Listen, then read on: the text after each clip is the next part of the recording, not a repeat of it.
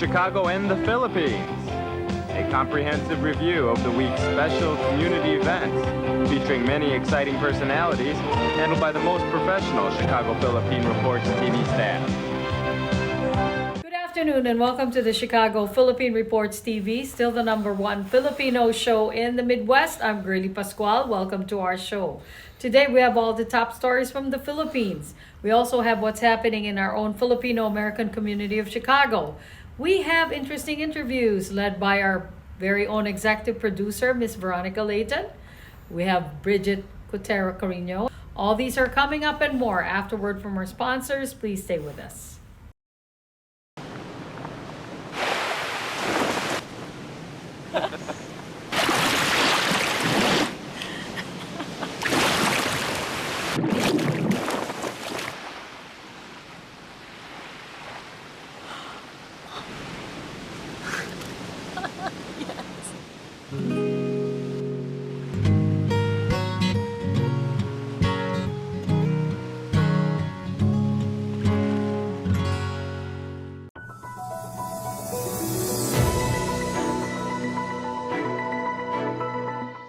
The Indonesian government Passengers looking to avoid the usual travel rush have booked flights to their home provinces a day before All Saints' Day.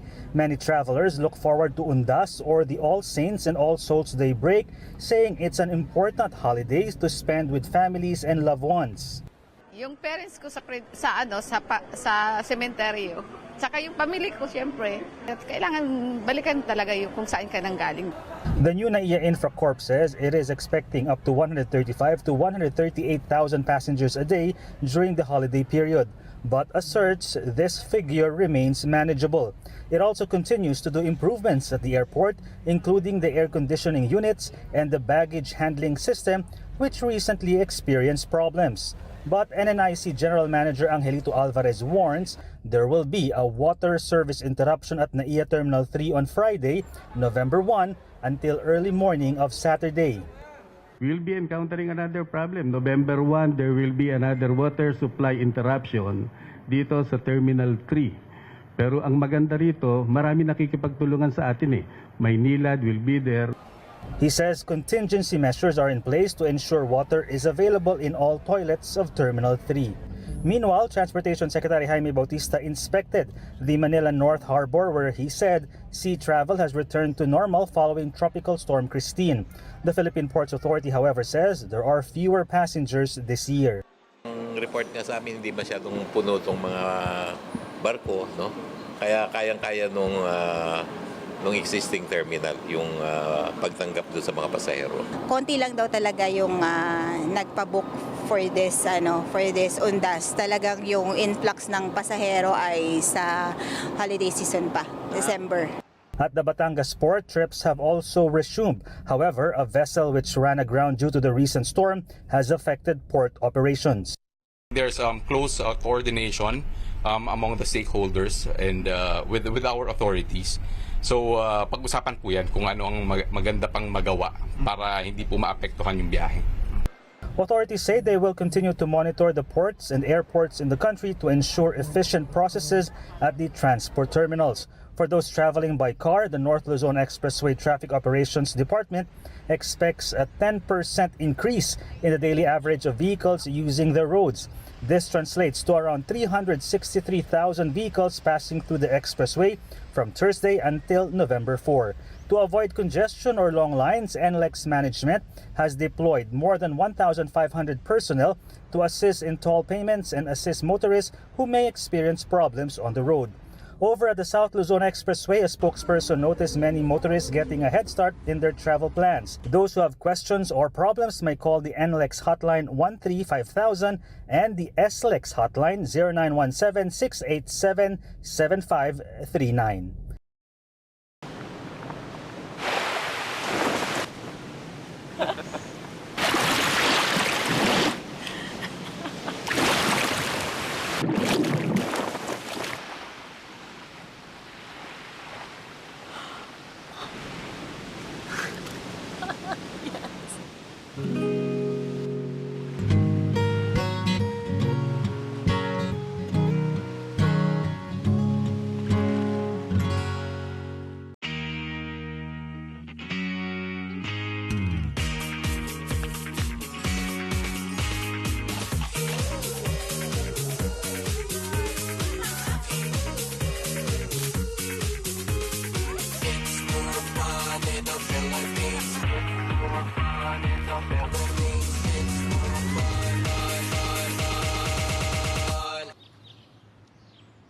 more fun in the Philippines.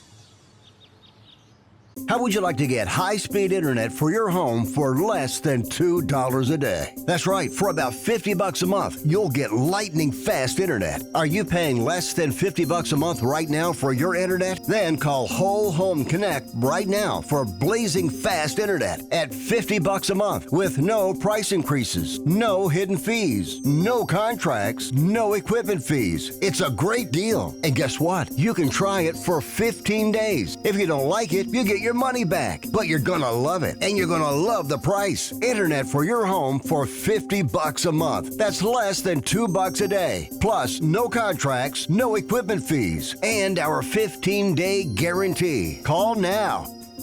Call 800-555-1212. That's 800-555-1212. Again, 800-555-1212. Don't wait. Call us right now.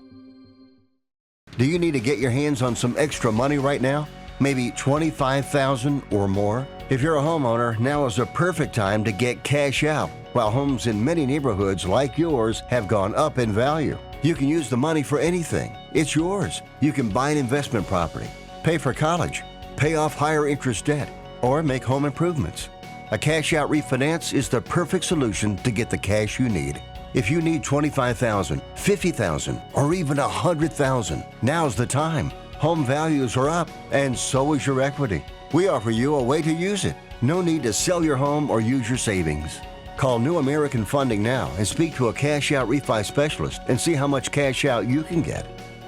Call New American Funding at 855-332-3929. That's 855-332-3929. Call 855-332-3929. Via Times, vital news, vibrant views for the Filipino Asian communities in Chicago. Via Times for your most interesting and exciting reading and your party coverages. Via Times has very interesting columnists. You name it, Via Times has it. Law, Filipino news, dentistry, immigration, humor, serious opinions, health, beauty, mysticism, Bata Corner, showbiz, and intelligently written editorials. Call Via Times at 773-866-0811.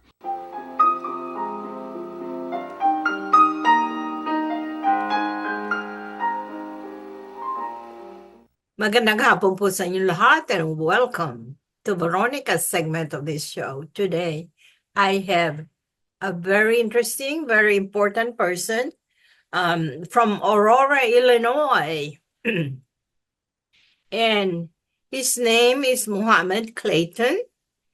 He is the Senior Advisor to the Mayor, Chief Engagement Officer, and Chief Equity Officer. Wow. Yeah. That's a load full. It's a lot. It's a lot. Yes. They must be working you too hard. Right. We all work hard at Aurora City Hall. All of us. Yes.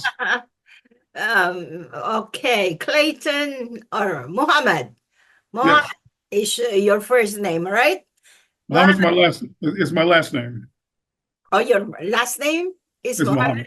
Mm-hmm. Oh, okay. Clayton is your first name? Yes. Oh, Clayton. All right, Clayton. Welcome to our show. I'm excited to be here. Thank you for inviting me. We're looking forward to tomorrow, and happy Filipino American History Month to you. Yes, we're celebrating it this month. It's a big celebration. But in your town of Aurora, Illinois, you're having a big celebration this Friday, and and not only for the Filipino American History Month, it involves other ethnic groups. Okay, can you please tell us what's going on in Aurora, Illinois tomorrow? Sure. Well, Aurora, Illinois, we call ourselves the City of Lights. We are the second largest city in the state of Illinois, about 40 miles west of Chicago. Our mayor is Mayor Richard C. Irvin, who's been mayor 7.5 years. He's born and raised here. And he's always had this one Aurora focus, bringing Aurora together, making certain that everybody has a seat at the table, everybody has a voice, everyone knows that they belong here.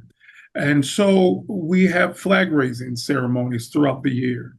And the best way I can make it parallel is really to when the first American made it to the moon back in the 60s. He planted the American flag to show that he belonged there. They made the journey, they worked hard, they belong there because they made the fight to get there. So it is in America. So it is in Aurora. So many of our cultural groups, none of us native here, but have made the sojourn here to be here. So we belong here. So that's what our flag raising ceremonies are for. We do 14 flag raisings a year, Veronica, different countries and cultures. And tomorrow is our inaugural Filipino flag raising, our first ever.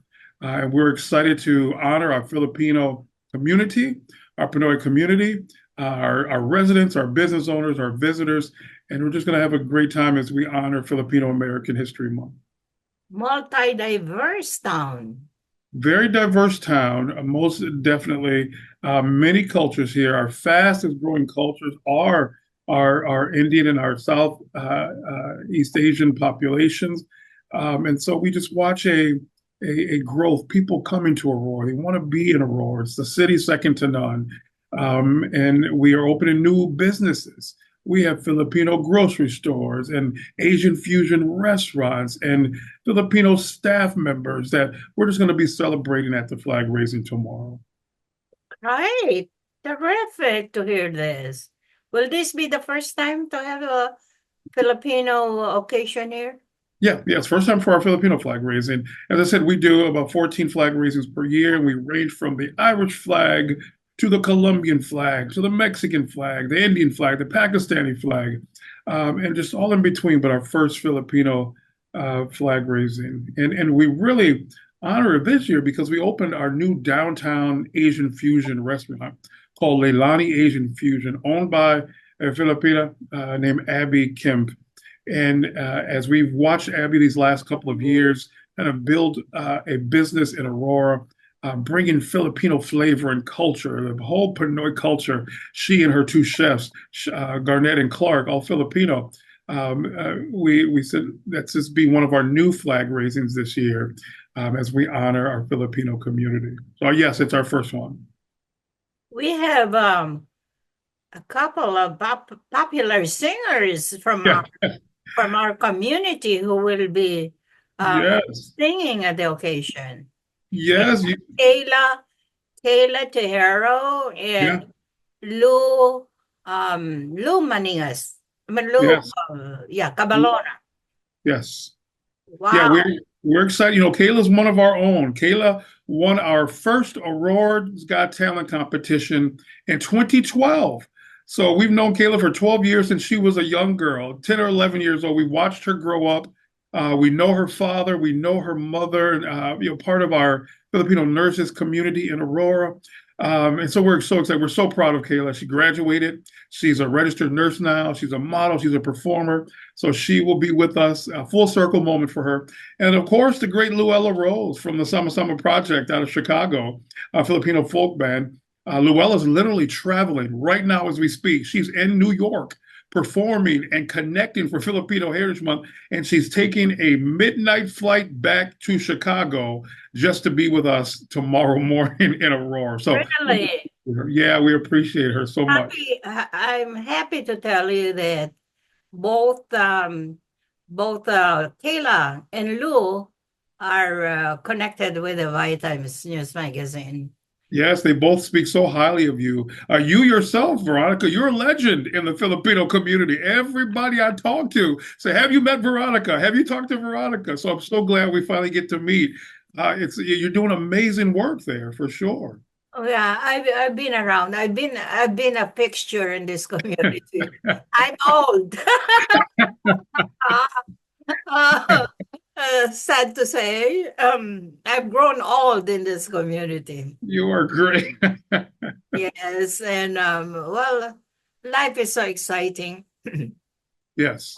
So anyway, all right, nice to know because I'll be there. I was going to ask, will you be there? I will be there. Well, we'll definitely have to watch all this and see you in person.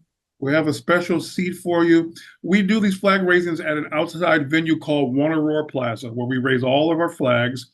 The mayor will be there. Our city council members will be there. Leaders in our Pinoy community, and just general cultures as a whole.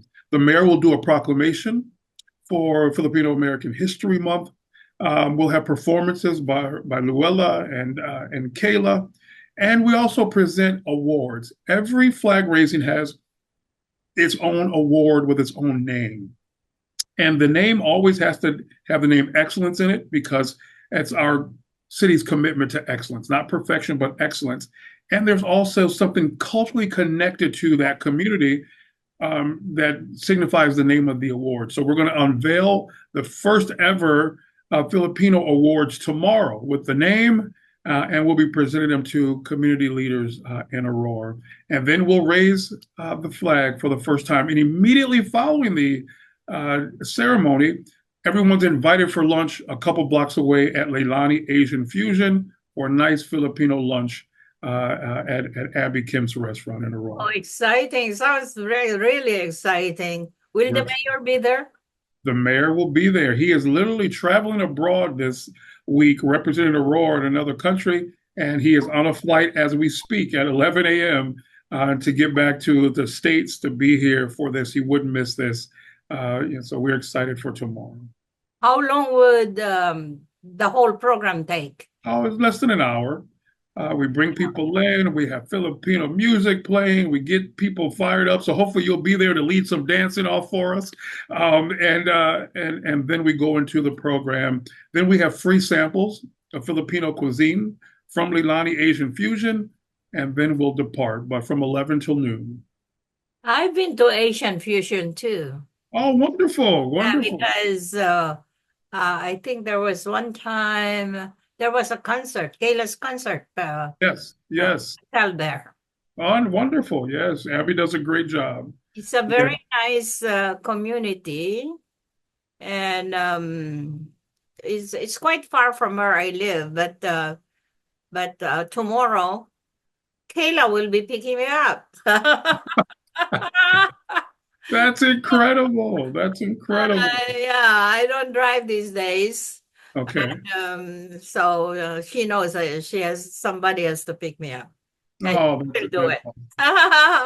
Well, we're so excited that you'll be joining us. Great, terrific. Sounds so exciting. All right. Before we sign off, one last word from the community of Aurora, Illinois. Definitely to our Filipino community of Aurora, Chicago, and throughout the country and the world. Thank you. Thank you for bringing the pearl of the Orient, the pearl of the Pacific, that excellence that you know is Pinoy culture. Thank you for bringing it to our country, our cities, particularly Aurora. And we look forward to honoring you tomorrow. We've recently launched a new Asian American Heritage Advisory Board, and there are many Filipinos who have applied to be on that board. We want you to know that Aurora's home. Mayor Irving has made a space for you, and you belong. And we look forward to seeing everyone tomorrow at the inaugural City of Aurora Filipino flag raising ceremony. Thank you so much. Thank you, Veronica. From what country of origin are you from? I'm born and raised in Aurora. That's why. Yes. Clayton is the name. Yeah, Muhammad is my last name. Yeah. From a religion standpoint. Clayton is your first name, and Muhammad is the last name. Yeah, I was born and raised here, right here in the city of Aurora. The mayor and I are both born and raised right here in Aurora. That's wonderful. That's very good. Nice to know. And all right, ma'am, I thank you for gracing our show today, Clayton. And I look forward to meeting you in person. We have a special seat for you on the front row, Ms. Veronica. Thank you so much for being with us tomorrow. All right. Maraming salamat. At maraming salamat po sa inyong panonood. Ako po si Veronica. Enjoy the rest of your weekend. Bye, Clayton. Bye, Veronica. Take care.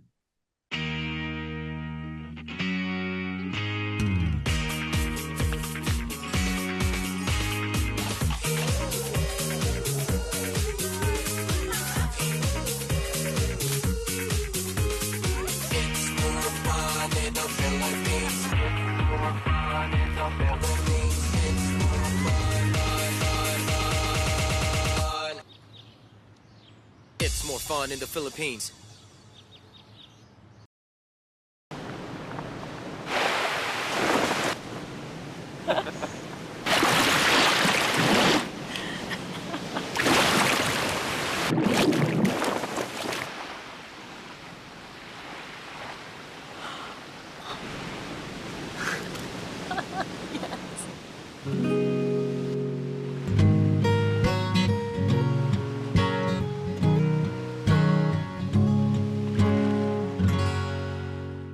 Magandang hapon po sa inyo lahat and welcome to Veronica's segment of this show. Today, I have three very interesting young Filipino-American leaders in our community. And believe it or not, I really saw these kids growing up almost. And I'm telling you, I'm so excited. And most of all, this lady here, Joy Molano. Oh, Joy, since she was a very little girl, I've seen her. I used to go to their place. Her mom was a good friend of mine. Hi guys, welcome to our show. And these young leaders are officers of a very, really old organization, and it has been there serving the community in the west suburbs. It is now called, it used to be Filipino Friendship Society of Bolingbrook. Now it's only known as Filipino Friendship Society. And these are the top officers of the organization. Let me introduce first the president, Michael Palmera. Hello.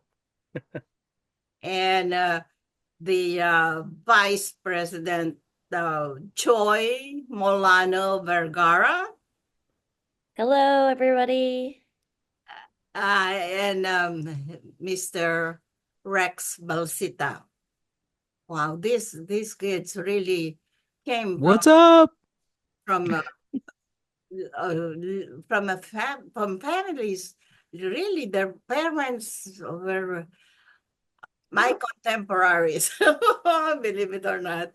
And I'm so happy to see these kids really growing up to become leaders of the community. Welcome to our show. Okay. Thank you. We're happy to be here. We are so happy to be here. Yes. Okay. Thank you for gracing our show today. All right. First things, what is, whoever would like to answer, what is the FFS or Filipino Friendship Society? The Filipino is this Friendship Society. organization all about? Yes. The Filipino Friendship Society was first started in 1974 by like-minded Filipinos who wanted to create a group where they can share their values, their traditions, and their culture. So in 1974, we were new in Bolingbrook. We were just months new. My father, Nick Palmyra, was visited by three people: Rudy Molano, attorney Doria, and one other member I can't remember. But they tried to convince my father to help them create an organization here in Bolingbrook, specifically for Filipino Americans. And that became the start of the FFS, where my father wrote up the articles of the Constitution for the FFS, and we started gathering people together, going house to house to recruit new members. And since people worked during the day, we had to go house to house at night, and they it was very successful. People, mostly the wives of the families, were pushing the husbands to join, and we all got together and we formed the FFS, and it's a it was a very interesting start. Seeing that here in Bolingbrook, when we first started, it was all farmland. There were barely any houses. So when we needed help to build our yards, our homes, we recruited other Filipinos in the community because back then there weren't we couldn't just call like a gardener to come out because they didn't exist back then. So other Filipinos would come out and then would help people put out the new grass on their lawn, help with their backyards. It was incredible. So that was basically our start, and eventually we grew to participate in the community with the parades, the Bolingbrook parade, our first float, our first entry. We actually won three prizes in the parade, and which really garnered more Filipinos to join us. So that was a great event. So yeah, that was basically our start. All right, very good. When it was founded, I remember I was there. I attended the first inaugural ball Yes. of Oh, wow. FFS. All right, okay. Yes. All right. These days, since you took off the name Bolingbrook, what areas or suburbs is this organization serving right now? We're serving areas around Aurora, Joliet, Naperville, basically the surrounding suburbs of the western suburbs around Chicago. So we actually have members as far as North Chicago and even some members in Indiana. So yeah, it's we're pretty much spread out. So, Okay. Yeah, Joy. Okay, I've seen you always accompanying your mom or your dad around that time. Okay, now that you're an officer of this organization, um, you are the vice president of how do you see yourself serving the organization? Hi, Tita Veronica. It's good to see you. Thank you to Rex and you for scheduling this historic time, actually, as we're coming back and reuniting. You know, as vice president, trying to help get some of get reorganized and re-energized with the group and helping our executive board and trying to connect with members and help really I think we're going back 50 years when we were forming with our, you know, our parents were forming the group, and we all have to do a little bit of everything in starting an organization, a community organization, a business, what have you. It really takes a really large team effort to restart and energize a group. So just trying to play the role that I can to help Michael in his presidency, but also uh trying to work with the board and help each other in our collective goals that we have and remind families. I think one of the roles that I play in particular, now living here and raising my family, being able to connect with new families that are in the area, connect with old friends. RJ and I were in the dance troupe with Auntie Alice. And so with Michelle Santa Maria Calma, We were all in the dance troupe around the same time. So trying to bring the generations back where my sisters have friends from the beginning. They were a little bit older than Michael, but they were the teenagers of FFS when it first started, and they remember the Christmas parties and the picnic and the cotillions and the Santa Cruz Suns. So trying to connect, our families that are still here from the 70s and connect them to what we have today in the future. All right, very good. Okay, how about Rex? Rex, how do you see, I mean, the involvement of these young leaders? How do you see yourself as one of them, and what do you plan on doing to make the organization to become bigger and more serviceable to the community? Yes, thank you. And hello, Tita Veronica. And I must just say that it really is an honor to be in the presence of an icon and a celebrity of Chicago. You are known all across, and I'm really a little nervous being around, having being interviewed by you.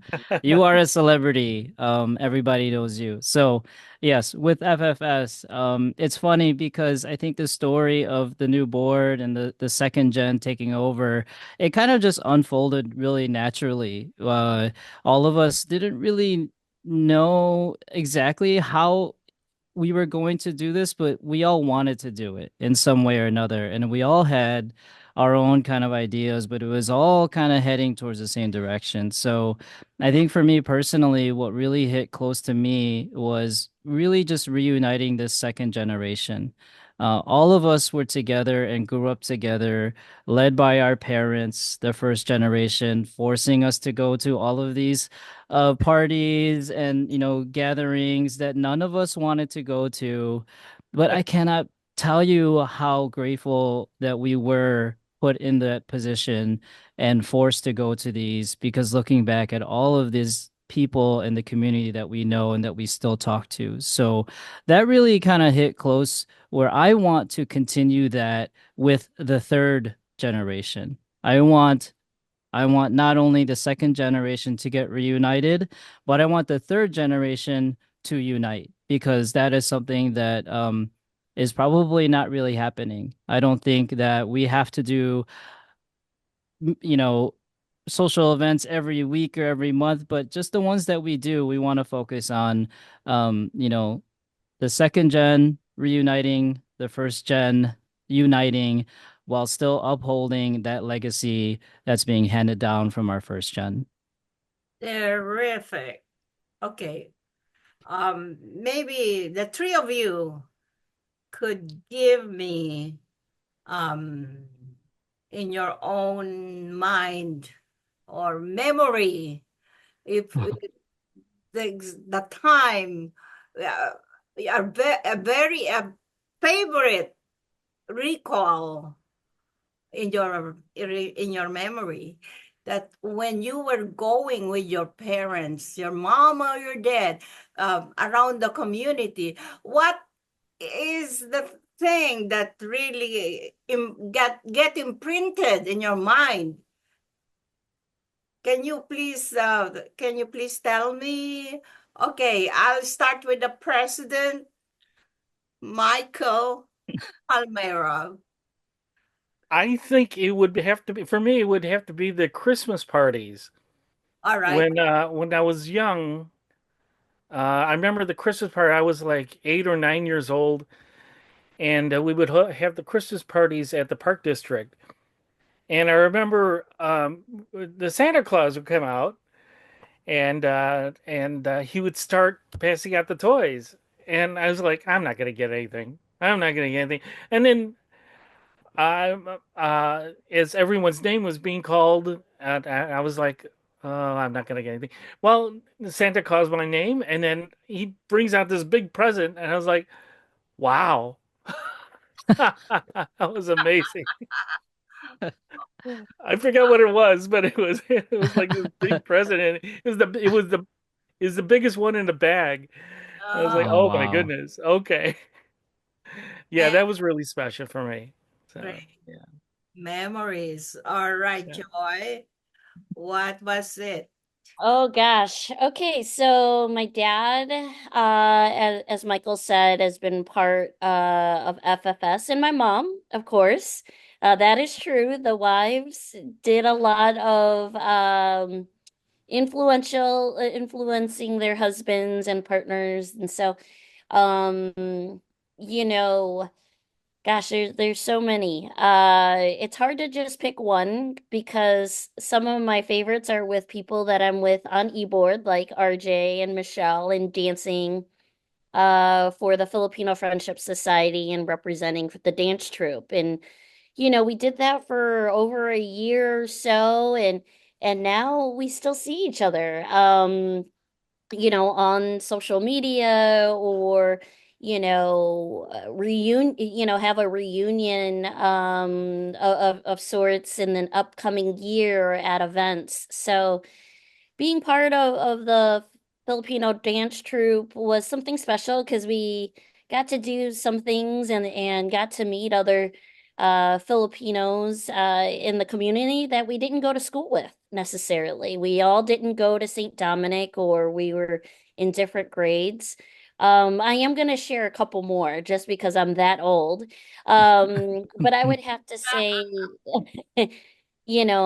being part of my own cotillion in 1993 and being part of my sister's cotillion as one of her flower girls and seeing just the other cotillions that we had as a part of FFS. And you'll see Tito Romy be the father, but also the father figure for other debutantes. And we have our cotillion souvenir books. And so I know back then, I have to agree, back then we didn't know all what it would mean or how it would impact us. But seeing that we got to do that with other debutantes in the Filipino community and their families, and decades later, we can remember, the dance practices, the escorts that we've had, and friendships that we've made. And I think that's why we're still called the Filipino Friendship Society.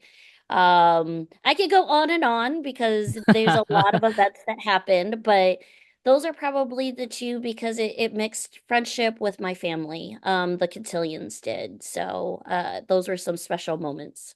Terrific. Thank you. And you, Rex? Yes, I will definitely add to the Filipino dance troupe memory. I I'm a little younger than Joy, and I was forced to attend uh a practice for I didn't really know what it was, but my mom dragged me to Tita Alice's house to practice to potentially start practicing folk dance. I've never danced a day in my life. I was really young. I think I was only maybe in uh, uh fifth grade. I don't know, 10 years old or 12, something like that. And I didn't want to be there. There was only Tita Alice's son, who is the same age as me, and these two other girls, and there was the four of us practicing, and I'm doing like these childish dances, these really, I don't want to dance with girls. But I had, she kind of forced me. My mom, let's just say she forced me. And I did it, but what really surprised me, well, I was super shocked. I don't think anybody knows this, Joy, you know this, but I didn't had no idea that it was part of a bigger group. Oh, So within a couple weeks or a week or two, there was officially a practice with everybody, and there was like 30 kids there.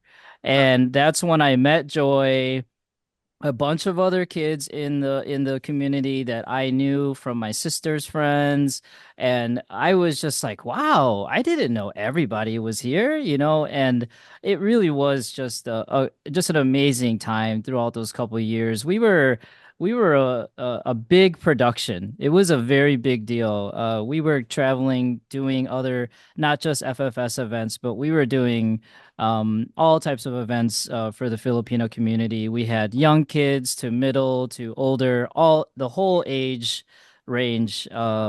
And to represent it in our group. And definitely when we would perform for FFS, the huge Christmas parties, the induction ball, or the cotillions. I mean, those were our big, huge performances that we were gearing up towards. But outside of that, I definitely want to add that, when my dad, he was president for in 90, like 89 to 91. So that was definitely some of my is I think this was even before I was dancing, and I just remember it was the coolest. My dad's the president, and like I felt like he was the man and he was in charge, and to see him up there talking on the podium and addressing, and that just really stuck with me. Just how cool it was to be the son's, president, president's son. So Terrific. Fun memories. One quick yes. question before we sign off. Okay. One by one. Are you planning to have your children and grandchildren uh, with these legacies that you have experienced from your parents? I'll take that one. Yeah. Um, Tita V, I have three kids with my husband here in Bolingbrook. And, we had our induction last, earlier October this 6th. month, Yeah. actually just a few weeks, what is that, 4 weeks ago?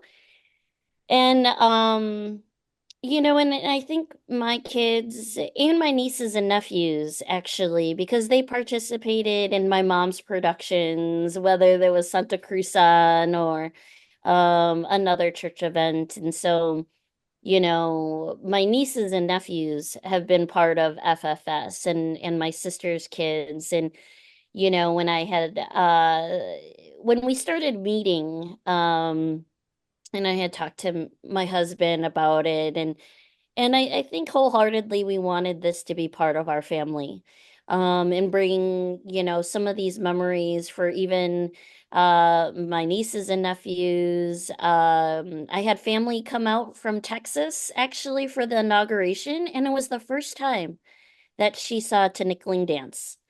And I was like, wow, and they saw the two dances that we had because of FFS, you know.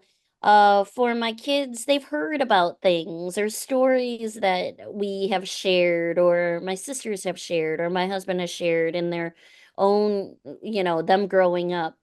And now they can experience it. And so they my second child was asked to escort Rex's niece, and I think they understand a little bit of obligation, but I think they also understand what this means to our culture and carrying it through the next generation. So I think we'll see that. And as a parent now, I want to balance it a little bit, but I think they understand what the legacy means. As my dad and mom were also officers and presidents, and all of our parents were. And so I think they understand why we would like them to carry this on, and we'll see. We'll see. I think there's a lot of I think what I can share with the next generation and raising some and being around some of the next generation, I think they're just as prideful, if not more, of our Filipino culture. Great. Terrific. Mike or Rex? I have no kids, so Oh, but you don't, no, we definitely not want to have necessarily kids. we definitely Your want to have nephews, your the youth nieces, or involved. We definitely want to have the youth involved in our organization, and we want to influence them to take pride in their Filipino heritage, their history, their culture and traditions, and either through in the classroom or through their parents or their friends. It's it's important for them to learn our values and to carry that on to the next generation. So yes, it's Yeah. yeah. Yeah, I couldn't agree more. These are part of, this is not just our values, just as this is our culture, this is our legacy, this is everything that we've known. And I think to add to Joy, I think that this third generation is genuinely interested. And we're kind of seeing this reaction, the support coming from third gen. So now it's really just up to us to help curate some of these events, really make them exciting. I mentioned about reuniting the second gen. I really want to be a spark plug and be an example of second generation. I want to personally reach out to as many second generation friends and old friends that I've had, to just get this word out to them, to hopefully, get their support at, at least one event, if not, some events, in our future, and just, bring us back together, to just have network and just have a good time, catch up on life, catch up on what we're doing, have our kids. I don't have kids either, TTV, but I have a lot of friends with kids. I have my own nieces and nephews, and it really warms me to think about what we can do and what we could bring to them and teach them what our parents taught us. And so, we want to expand out of Bolingbrook. We want to be an example for all of Chicago, and so hope to be involved with other organizations and do partnerships and collaborations. So there's a lot of, it's exciting. It really is exciting to think about. And again, we're here to reunite and reignite the FFS. Which is our slogan. This is a prayer and a reminder. All we have is now. Anak, umuwi ka na.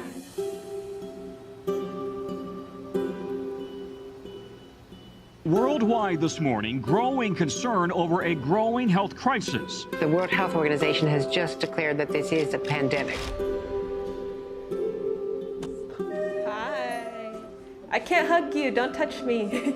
Over the last several days, we have seen peaceful demonstrations. Protests over police brutality continued here in Austin. Remember when you started going to college? You came home a liberal? Dad, please. That's what we do to you guys in school.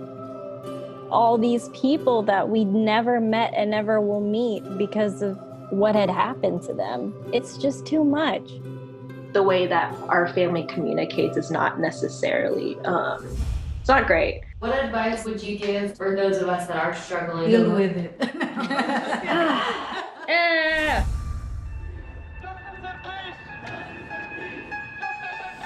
I think the norm for our community has been to just stay silent and keep to your own business. I could definitely be doing more than I'm doing right now, and I know that others can as well. What if someone is called from God to be an activist? I can answer that question. Shouting revolution, oh wow, breaking new tradition.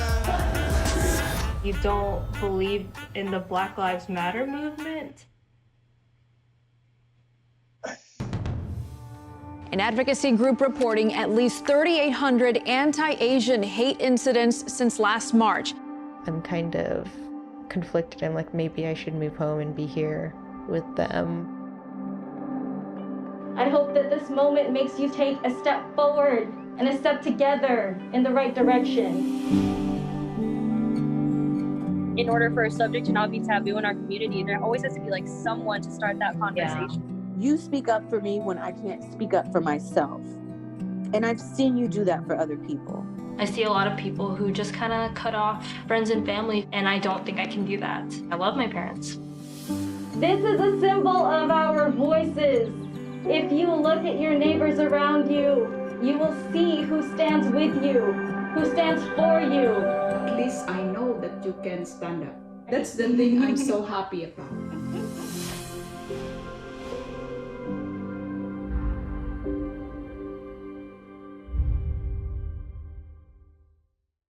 We would like to welcome all of you to Baladna Jewelry. We have a very big selection of 21 karat gold jewelry imported from the Middle East, from Dubai, Saudi, and Bahrain. And we have a very big selection of diamond.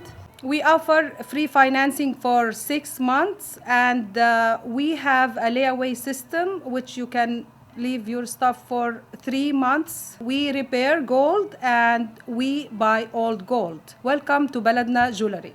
Salamat po.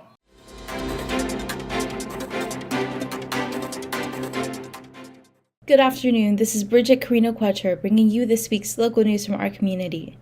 The United States Election Assistance Commission reported that 17.7 million citizens, or just over 40% of Americans with disabilities, voted in the 2020 presidential election, marking a 5.9-point increase in turnout compared to 2016. Of those registered, 11% of voters with disabilities reported having some type of difficulty, representing nearly 1.95 million voters nationwide.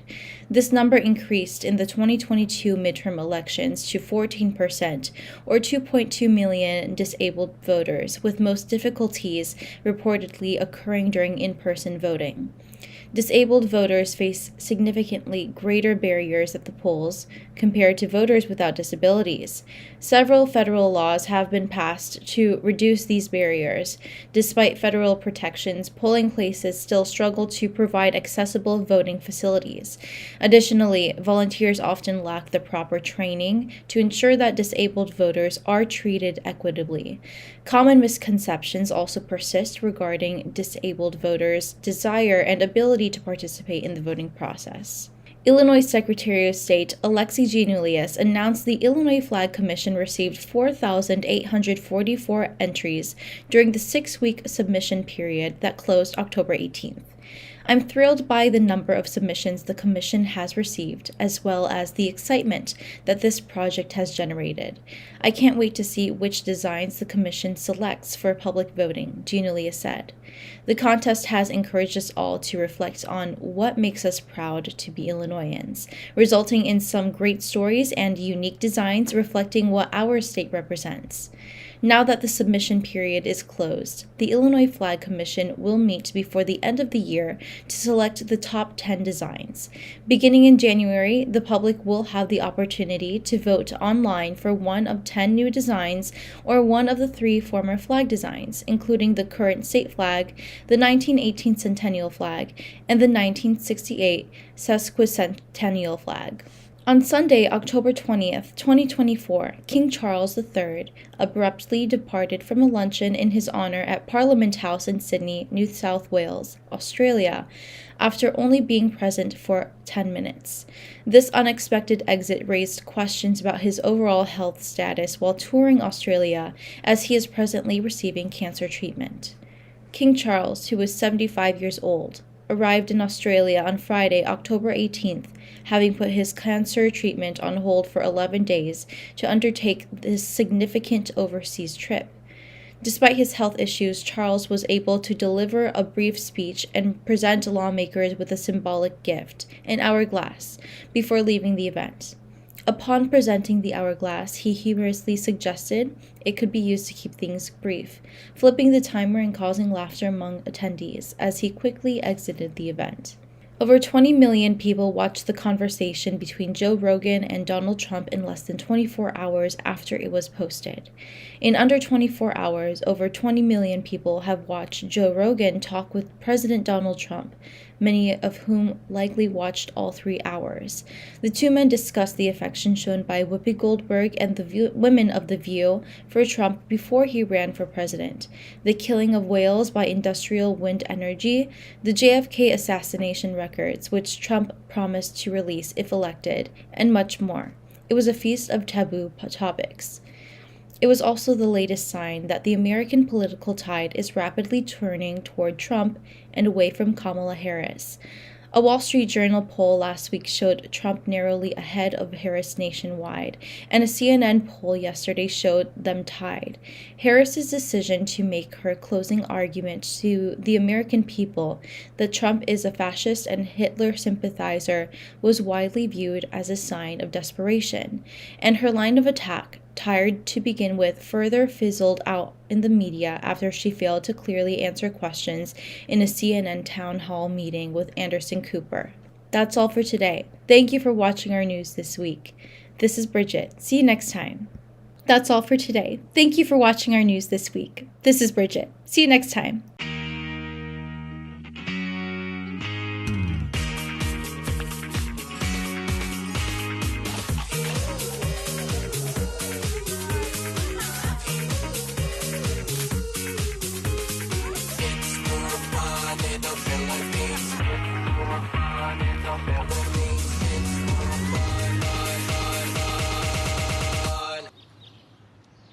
It's more fun in the Philippines.